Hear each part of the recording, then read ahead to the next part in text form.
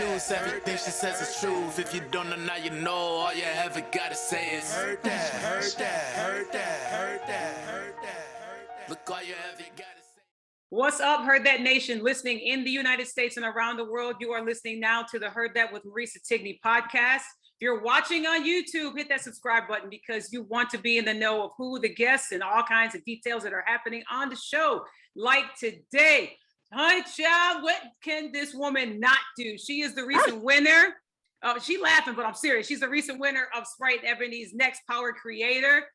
She's done red carpet events. She is a vlogger. She's a blogger. She has her own YouTube channel, which everybody needs to check out. By the time we're done with this show, you're going to want to follow her on social media. She's an incredible mom with an amazing story that she's going to tell. Today on the Heard That podcast, I welcome my sister friend from Gary, Indiana, that I just found out about because I was so excited. I was like, she's from Lansing, Michigan, my hometown. I'm like, wait a minute. She said Gary, Indiana, but we're going to backtrack. We're going to talk about that in a second. Jennifer Rodriguez, welcome to the podcast. What up, everybody? Thanks for having me. Absolutely. Thanks for saying yes. I know that your schedule is getting a little bit cray-cray since you became the winner of Ebony's contest of Next Power Creator. I like at least voted for you a million times because I was like, this is a perfect platform for her and for everybody to know how amazing talented you are in your events that you have done. And I mean, you're going to blow up. I'm just so proud of you. I just wanted to say that off the bat. I want to give you your flowers. I'm just so proud of you and everything that you've done to this point and what you're going to do. I mean, right now into 2022, girl, everybody's going to see you on billboards and newspapers and you're going to get verified on social media. Hell, we're going to put our hands up and receive it right now because it's going to be already done. All of it. Yeah, Lord. Yeah, Lord. But how was that? Let's start with that because I just was so excited for you. You had entered a contest with Ebony magazine. Many of us amazing households of many Black households, that was either, it was Essence or Ebony or Jet was one of the three magazines that was always in Black African-American salons and households and Black households. How did you find out about this contest and what was your thought process about, diving right in to enter?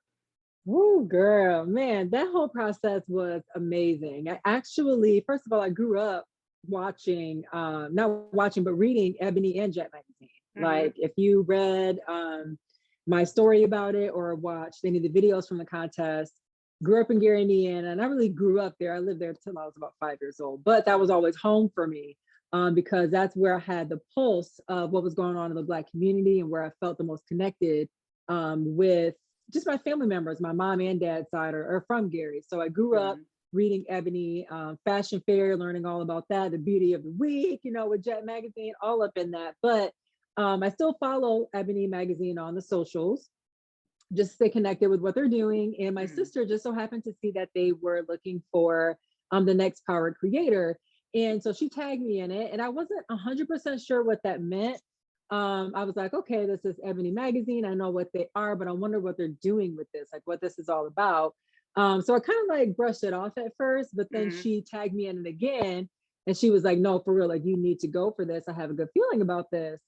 And I was like, well, what is it exactly? Like, what are they doing? What are they really looking for? But if anything, I said, you know what, this year, I promised myself that I was going to get myself out there more. I promised myself that I was going to put my name out there. If there was a contest or a brand that I wanted to work with, this was the year that I actually reached out to them instead of waiting for people to reach out to me.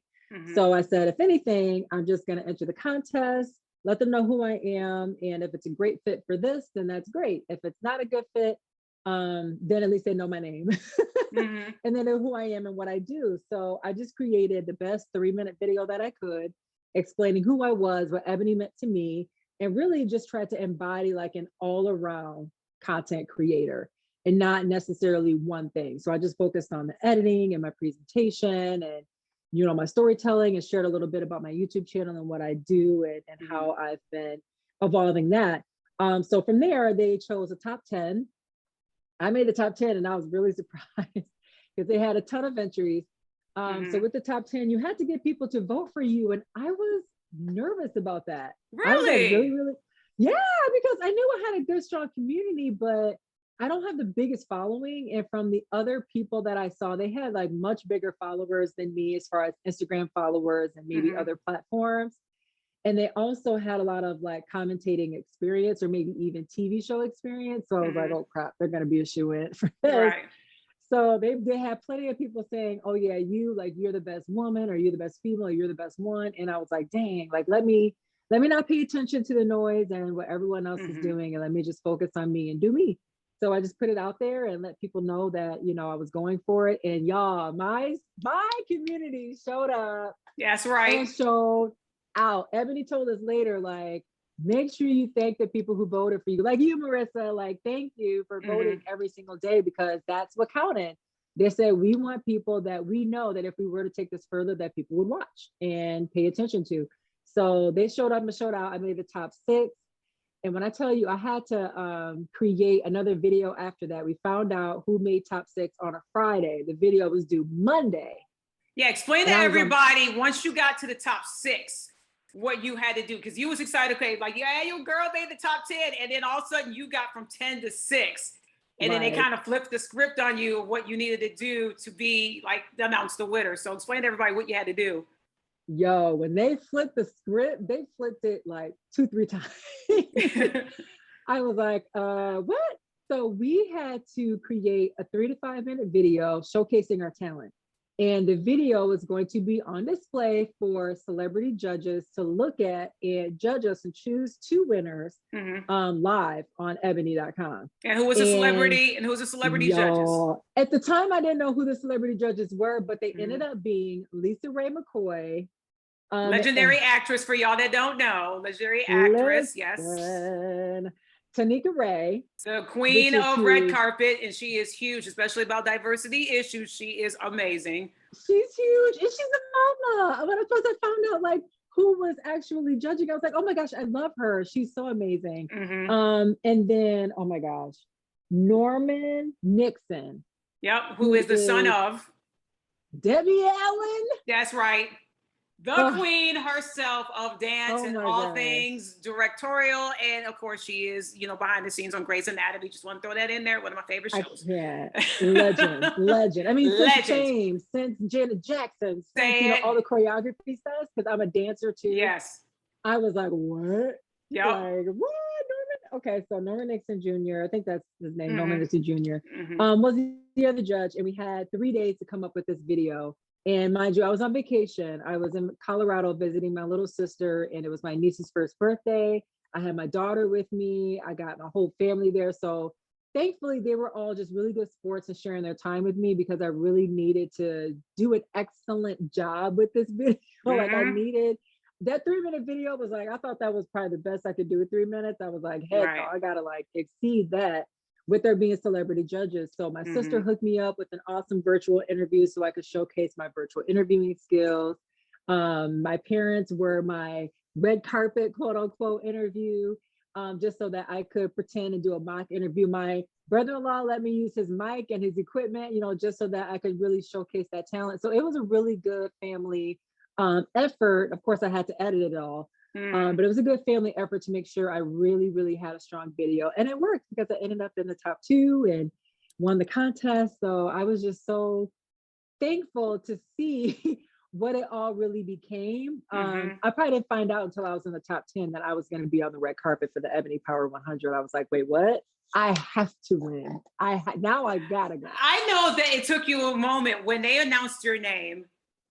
And then I saw the video of them and what they said about you. And I was like, okay, yeah, that is true. I mean, if y'all don't, you 3 don't know her like we know her, because like everything they were saying about you, about how creative you were, how relatable you were. And that's what I admire about people that are going to do red carpets or do interviews, is that they are captivating, they're drawing the audience in by the quality of their voice, but they're making it be relatable to the person that's watching. And so when they were saying all of that about you, I know that when they announced your name, you had to just sit there and be just like, oh my gosh, this is real. This is happening. This is happening. That is my picture on the back of the screen. They just said I'm the winner. They're saying all this stuff about me. Like, what was going through your mind when they said, Jennifer Rodriguez, you won next time, our creator? I was a complete Because you probably do one of these, like, Photoshop. they must be talking about somebody else. Like, I couldn't believe it. I'm like, now who that girl in the back of this? Who that girl? Mama? right. Where's she at? I know she proud. No, it took me a minute because I think I had just gotten off of another project. So it took me a minute to find the actual site. So by the time I found it, they were already kind of starting to watch my video, and I started getting all these text messages and all that stuff. And I was like, wait, they did my video first? Like, heck no. Save the best for last. There you go. And like, give me some time to get acclimated to what's happening. But it was just amazing to see Lisa Ray McCoy, Tanika Ray, Norman Nick just sitting there watching my picture, like complimenting my headshot. I text the photographer right away and said, "Do you see this?" So it was like a proud moment, but from a different perspective, I got a little nervous because I knew they were going to be very honest about their critique. And about what they could see in me that was great, and maybe some mistakes that I made. And the only mistake I made was that I wore a hat in the interview inside. And I thought I was doing something like different. I was like, okay, good note. It could cast a shadow, so don't do that. But to hear them speak about me in the way that I would want to be represented, as far as the editing, girl, complimenting the editing. I stayed up, not a lot of people know this, but I stayed up Sunday night, all night, editing that video. I didn't sleep, but maybe 20 minutes. Wow. Yes, because we had just flew in. My flight got delayed.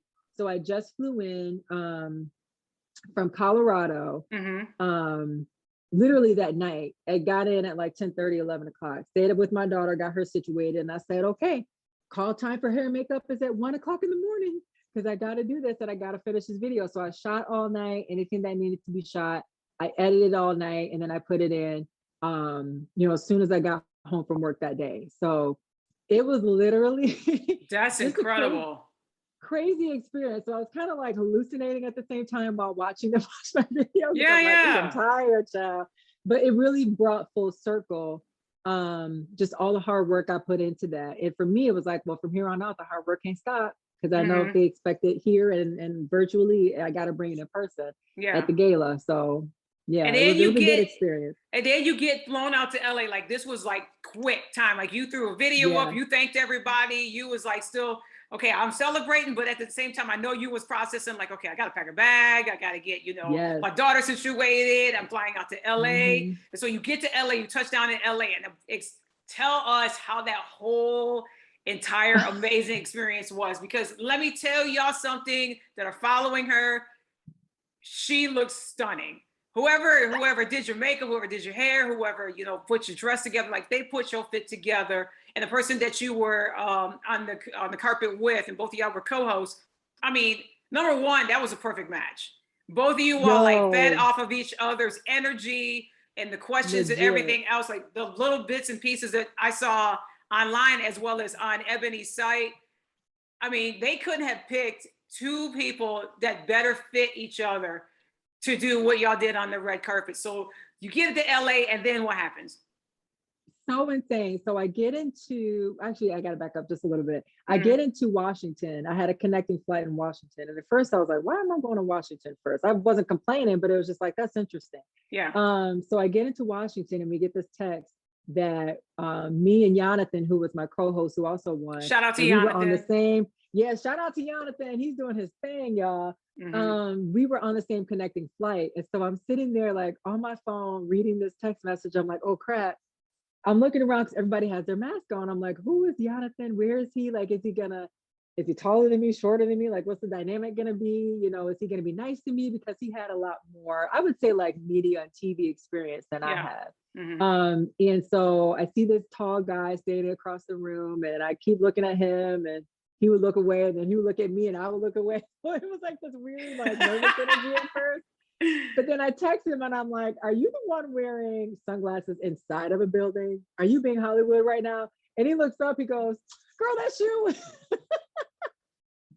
So it was like instant, immediate like family moment. And from there, he almost like took care of me in this weird way. He made sure I had my bags. He asked me how I was doing. If he did like a snapshot or a Snapchat, or took a selfie video, he made sure I was included. Like he really wanted to make sure that I was almost included in his world and his experience. And I did the same thing because we wanted to ensure that, we looked out for each other and that people saw us as a package because we were a package, we both won, and we both had to rock out that red carpet together. It was very immediate, just immediate, like professional chemistry.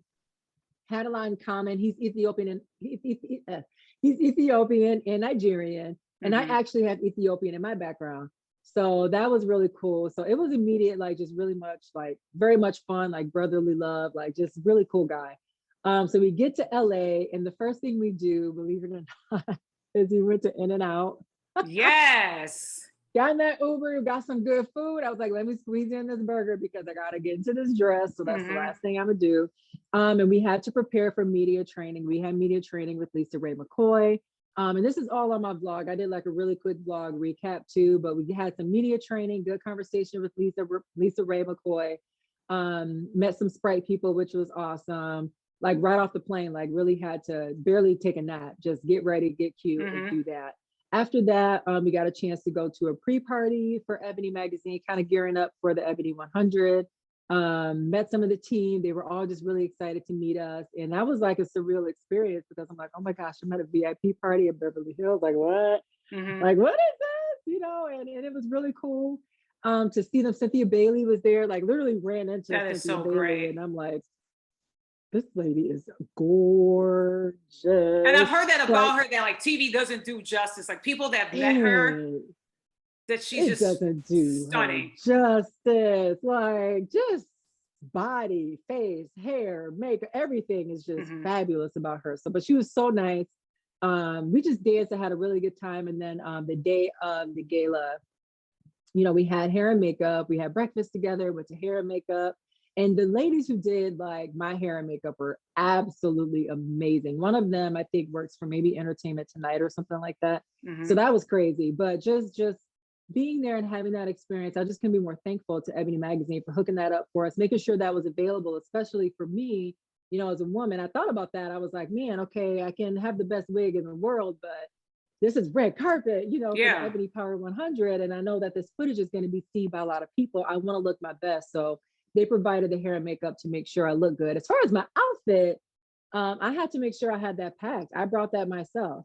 They told me that it needed to be kind of like black tie. So I sent a couple options, and I thankfully had just done some vlogs for Valentine's Day on different ways you can layer different outfits, and a couple were my favorites. So I sent them some snapshots and they said which one they liked, and I brought it. So I styled myself. Nice. Nice. Styled myself, but they took care of the hair and makeup. So it was just an amazing experience. Gearing up for that. It was like one thing after the next, but it was just awesome. It was hard to take it all in, but thinking back on it, it was like, man, that really happened. That wasn't a dream. So was it, you just got into LA, you said you barely had any sleep, anything, you know, you went, did the media training, did the event, and then were you back home the next day? Like you got on a plane and it was gone, or how did that? Yeah, I mean, once the gala was done, the gala was Saturday night, had the red carpet, had some amazing interviews, which should be coming out soon. So that'd be awesome. So you guys can actually see that. But after the interviews were done, we got to go to the gala itself. We got to go to the after party, which was awesome. And then Sunday morning, we were pretty much on a flight on the way home, which was cool because after we got in, everything happened so fast. It was like, okay, I'm in such a work mode. Like once I get there, I'm professional. So I'm like, okay, where do I need to be? What do I need to do? I'm not really thinking about filling in a whole lot of gaps with too much fun because I'm all about my rest. I'm all about preparation, especially when meeting celebrities. That was kind of my first time doing that caliber of an event. So I wanted to make sure that I understood who I might be talking to, you know, what their titles were, what they were being honored for. Thankfully, they had people there to help with that if I needed to, but I interviewed some amazing people. So I was kind of ready. So good. With some questions. But yeah, on Sunday, I was on a flight home. So oh my gosh, I'm so thrilled and so happy. And I cannot wait to see all of this. And I know you did an amazing job. So I know that on your way home, that all of it, you had to be just processing all of it in your head and everything else. Like what was going through your head? Like, okay, you all this took place. You were on the red carpet. You had the after party. You interviewed amazing celebrities on a plane back home. And then for me, like if you have a dream come true or something amazing that happens, you have that time where you just sit and you just process like, did this just happen? Was I talking to, did I party with Did I just kick it with? Did I just have a selfie with? I mean, did all of that just? How did all of that just come together while you're just having that plane ride home? Like you're just letting it marinate. And part two, didn't want you to be like, okay, what's next? What other red carpet can I do? I'm ready for the next one. Like, what was the whole? Describe the whole entire thing that was going on in the plane ride home till you got home. Yeah, I mean, I flew into another city, had a layover there, and it was funny, the flight got delayed. So, oh wow! I'm like, man, these delayed flights. But honestly, it's funny the way you worded it, because you said, how did I piece it all together? I was literally piecing it all together on the way home. On the way home, I was working in producer mode, piecing all of my footage together for my blog, because I really wanted to share my experience with everyone. And watching it all back, I didn't really take my camera where I shouldn't have or anything like that. But kind of going back through how I found out that I won, piecing it together with, the flight and some footage that me and Jonathan took together, piecing it with the media training with Lisa Ray and all the pictures and videos we took with her all the way to the event. Like, I got a chance to relive it all from the beginning all over again, and piecing it together from a standpoint of how can I make this entertaining but also fun. Honestly, it made me a little emotional because, I was working the whole flight way home, so I didn't really get a chance to let it soak in, but it was good because I got a chance to see it from an outsider's point of view.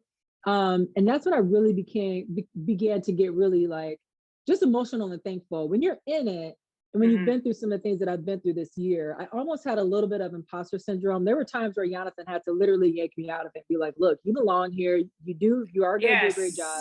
You know what I mean? Like, you don't worry about it. This is great. Just be yourself. You were chosen for a reason. Just had to affirm me at times where maybe I wasn't able to affirm myself, and he could see it on my face. I was going to ask you that too. I was going to ask you that too, because I can relate to that, relate to that, because you'll look around and you'll see these people that have been in the game for a long time, and you'll see actors and actresses and athletes and everything else. And you're looking around, you're like, me, I'm from a small town in Lansing, Michigan. I'm just like, what in the world? And that's so good that Jonathan was there to just look at you and affirm, like, sis, you belong here.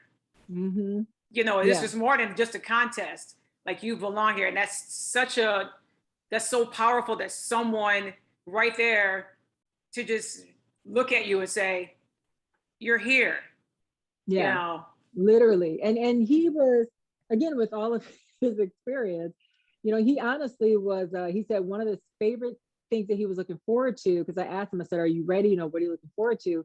He said, I'm looking forward to experiencing this with you, because you're he told me, he's like, you're such a dope person. You're just so nice. And I can tell that you're really just going to kill it. And I was like, man, that really, again, just reaffirmed me. And like I said, there were moments where I knew that I was doing really well, and I don't let things show, but just from one artist to another, and maybe because of our chemistry, he could kind of tell, like, okay, she's kind of second guessing herself.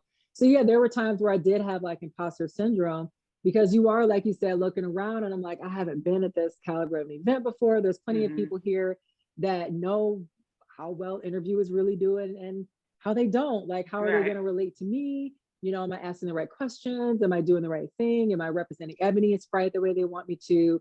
What's the footage look like? How's my stance? Like, it was like a little bit of everything. But I just had to relax and just step into my moment and embrace it. And after the first couple interviews, it honestly the whole thing was really good from what I've heard.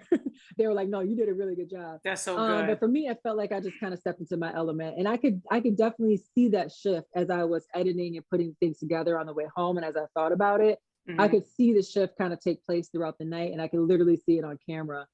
So that was really cool. And then from there, I just thought, hey, what's next for me? Like, this was really great. This is over. How do I live up to that? How do I live up to this? What do I do? What's the next topic of conversation? Do I reach out to other people? Do I wait for Ebony? Like, what's the next step? But thankfully, there are some really cool things that are coming up with Ebony, I'm sure. And you can kind of listen out for that and look out for that. So that's going to be cool. Oh, it's exciting. I know that you are going to be, like I said, and we said at the top of the show, there are so many things that are going to be happening for you. And I'm excited in advance. Whatever it's going to be the right fit, because they're going to have the right person that's going to be there hosting and doing red carpet.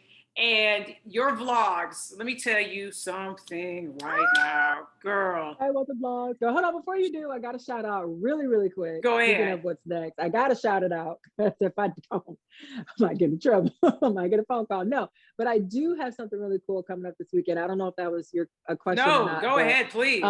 This weekend, I am doing another red carpet.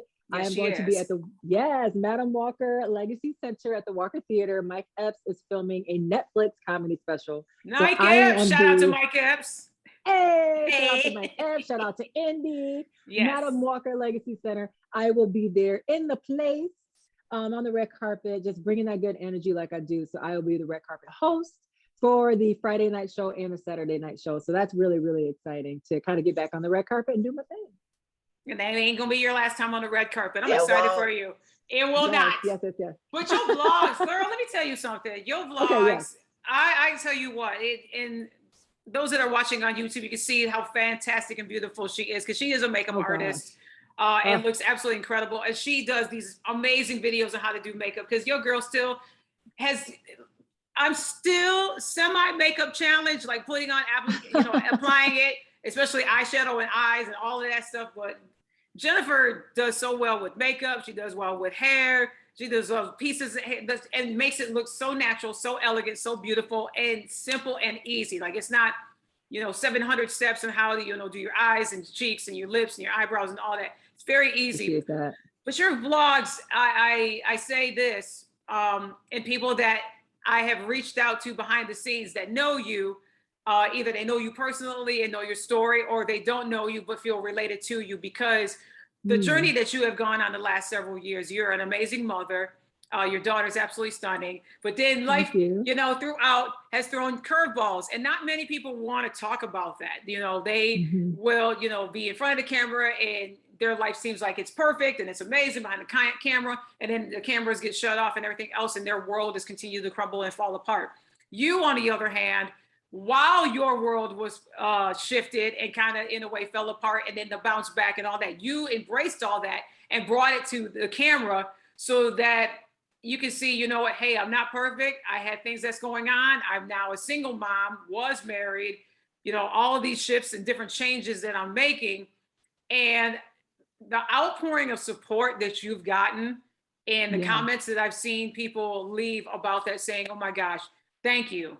Because this is happening to me. I'm a makeup artist, that I'm the single mother of 2 kids, and all of this has happened. And I had to move from, this amazing house here to now an apartment, and we're just trying to survive and all this other stuff. So tell me about the idea of you, deciding to vlog about all of this, and start your channel up.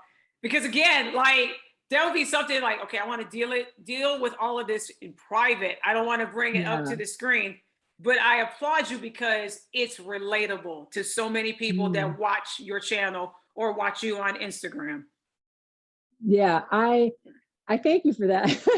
Because it wasn't easy to decide that. And, I would say that the biggest thing that made me want to share my story, especially as it was happening, was because I really didn't see a whole lot of people do that and keep up with it. I think that you have your hard moments, and I do have my private moments that I just keep to myself. There are times, for example, where I share my workout journey for like a couple of weeks, and then there's moments where I say, okay, you know what, let me just have this for myself so I can, not worry about, camera angles, because I shoot everything myself all the time. So I do have those moments, but I'll say the turning point for me was I was having one of my bad days, and I was just crying and in tears, and I was just wondering, like, why do I have certain cycles when it comes to specifically relationships? Like, why do I have certain cycles? Where's the root? Because the only thing I kept saying was like, God, I just don't want to keep going through this again. Like, I don't want to keep going like through the back and forth. I don't want to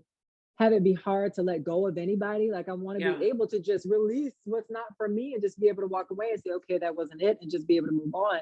But because I have such a heart for people and I feel bad, and like, where does that come from, and how can I strengthen myself to be able to move on from things that just aren't for me quicker?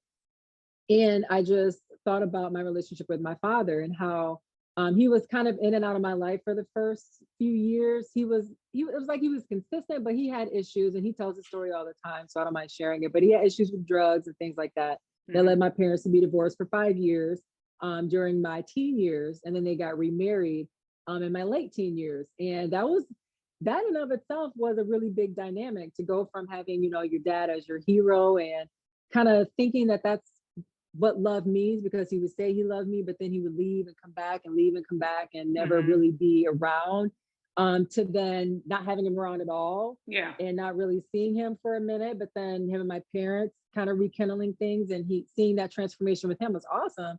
But then it was like, okay, he's coming back in the house. How can I trust him? You know, but then I had to. It was just this really weird transition for me.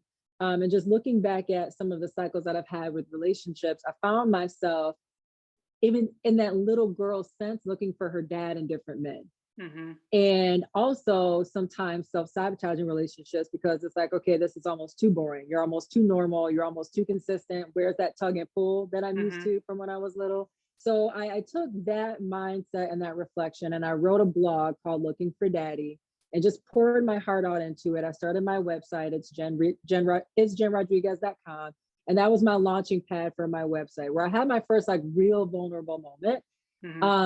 And I did a three-parter and released each part, you know, over the course of 3 days. And that was a really big hit. A lot of people didn't know some of the things that they knew about my family, about my side of the story, because again, my parents have shared their side, and they've written books and stuff about it, but I've never shared my side from a daughter perspective, of how that really affected me, and how even now, 30 plus years later, I still have to release some of those issues over and over again when I look for other relationships with men. So I blogged about it, and then I had this cool idea. I was talking to my parents about it after everything came out. I went to Indianapolis and helped them with their book launch.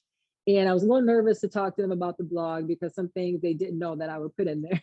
And I was like, all right, I kind of blasted you on the internet, kind of want to know what you thought. And we were watching, I think it was Real Housewives of Atlanta, one of our favorite shows to watch with me, my mom, and my sister. And we were all watching it. And I looked at the way they edited the video and how they kind of produced it. And I said, you know what? I kind of want to take Looking for Daddy, and I want to make it a blog, but I want to do it like that. Like I want the music, I want the shots, I want, you know, I want the entertainment. Like I want to do it in that format. So I asked them, I said, do you mind if we have this conversation on camera, and I'll add it to a blog and kind of continue the conversation from what I wrote? And thankfully they said yes. And that was the first episode. That was me kind of reuniting with my parents, having an honest conversation about some of the things that I wrote and how they felt about it, kind of them filling in some gaps for me, but just doing it my way. And that was the first reality vlog that I did. And those are my favorite. They take a lot of work, but those are my favorite ones to do, because that's when I can get really raw and real, but then I can do something that I feel not a lot of people are doing. And I like the subject matter, because they're real they're real topics, they're real conversations that you do. It's not scripted. Like this is, you know, basically like, this is my life, you know, with my parents. This is my life as a single mom. This is my life, you know, dealing with divorce. This is my life, you know, trying to get back out there into the social scene. And I was like, man, this woman is just brave to just put that out there. But the way you put the content out there, Jennifer, is just, it's so relatable. It's just real. It's the best way that I can describe it. You know, watching a few of your episodes and some of them that you've done on IG and everything else, from you, like removing the makeup and then the music that you choose, which is so important. Ladies and gentlemen, when you're making a video, you're trying to connect with your audience, please pick the right music to go with the subject matter. And you do it every single time.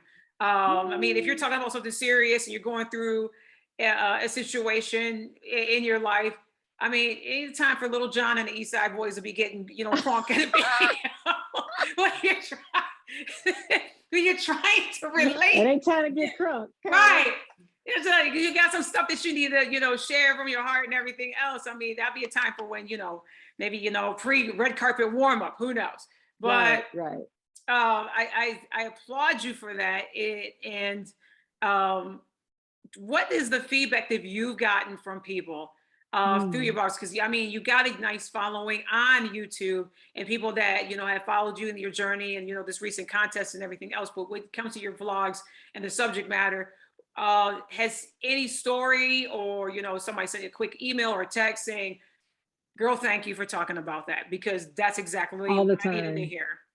Yeah, all the time. Between that and the wind down and chills that I do, because those are also some vulnerable moments. I like those too. That I have, because those are a little bit more like interview style with a few of my friends or girlfriends, and it's more live. It's usually on Instagram Live or YouTube Live. But in the terms of the vlogs, absolutely. Every time I release another one, I always get really good feedback, and I get people who say, "Man, thank you for sharing that," or "Man, I even with me, they say, I'm so proud of you," because through those vlogs, you see the evolution of a woman kind of becoming. You kind of see me in the beginning, kind of first going through, I don't even think my divorce was final yet, to where now it's been final for about 8 months.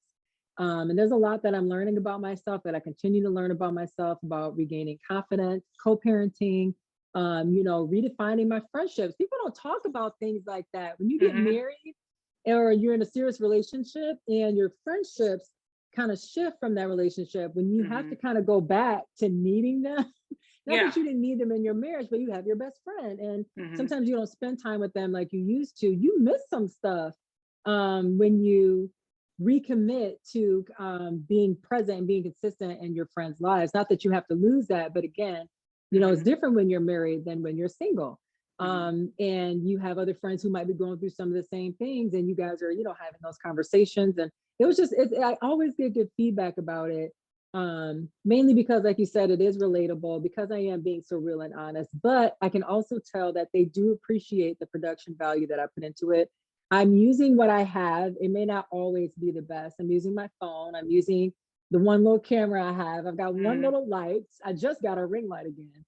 So I'm using what I have, but I do pay attention to the small details, like the music, because I really want people to hang around and be engaged. So I get really good feedback about it. I definitely have an episode coming out again soon. I didn't know how I was going to top the Ebony Power 100 recap, but I mean, you made an announcement of you getting ready to be on the red carpet again, for a comedy show for Mike Epps. So I'm just saying, maybe that's be right up there, close, maybe a tie, but right there around second. Who knows? You're around there, yeah, for sure. It's up there for sure. Absolutely. But yeah, I get the feedback, and I love getting that feedback. I love the comments because they help the algorithm. But I love the inboxes too, because not everybody has YouTube like that. So that still tells me that they took the time to watch it, even though they're not like a YouTuber and don't really subscribe all the time. So it's still good.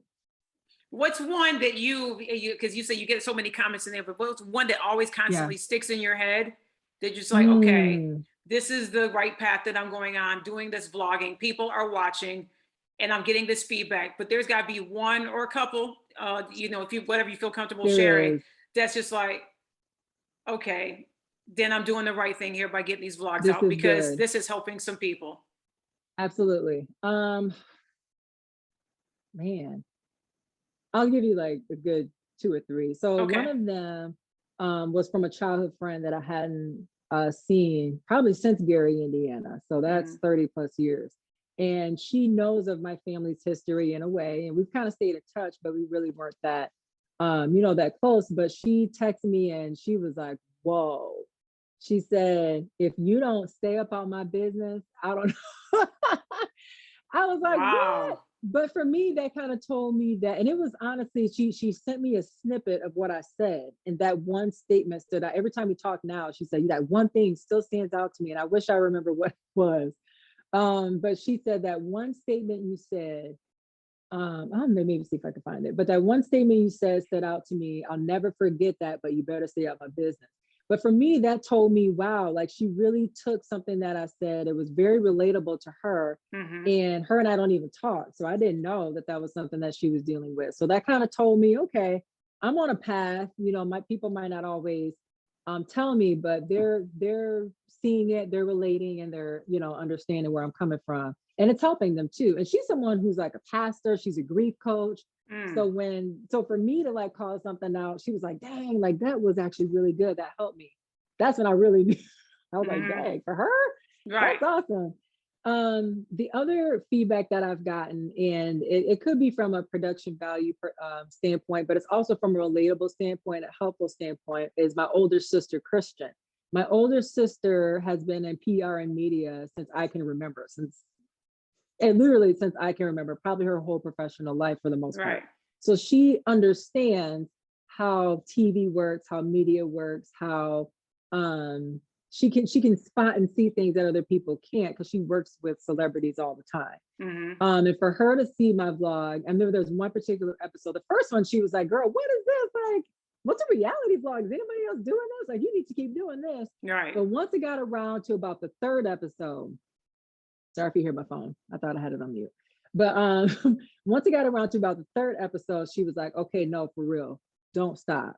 You have to keep going with these. These are so good. And every time she introduced me to someone when I was around her, well, this is my sister, Jenn Rodriguez. She does reality vlogs. There are these cool little vlogs.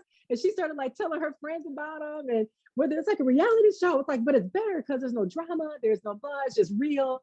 And, you know, it's always music. So like to see her share the feedback that she gave me with other people, and for me to witness it, and for her to be so proud of it, that for me was like, dang, like I for real got to keep going. And Right. These are just really good. And the last one I can think of, honestly, probably, and it might be weird, just the number of men that I get who relate to what I'm saying too. Mm-hmm. Like my brothers, people who probably don't know a lot of the things that I have gone through necessarily, but to see it on camera or to see me speak about things, they were like, man, that actually helped me. That actually spoke to me. That told me that it wasn't just a women's issue. Sometimes it's just a humanity issue. It could be a generational issue. Toxicity knows no boundaries. None. And it does not discriminate. It does not pick which not. gender, what they want to go to. That's right. Sure doesn't. So that for me, just it spoke volumes about just the vulnerability of it, and how this just isn't one of those conversations that I remember anyone ever having with me.